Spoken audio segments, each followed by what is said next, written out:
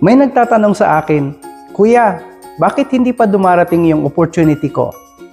Tinatanong ko rin sila pabalik, "Anong ginagawa mo habang hinihintay ang opportunity mo?" Ganito kasi yan. Ang opportunity, hindi siya basta dumarating na parang delivery na may tracking number. Hindi mo malalaman kung kailan. Pero alam mo kung anong pwede mong gawin?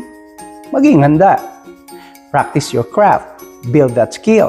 Aralin mo yung bagay na lagi mong sinasabing balang araw. Maraming tao ang handa, pero takot na kumilos. At marami ring taong matapang, pero hindi naman handa. Yung tamang opportunity na pupunta sa taong meron nung dalawa, preparation and courage.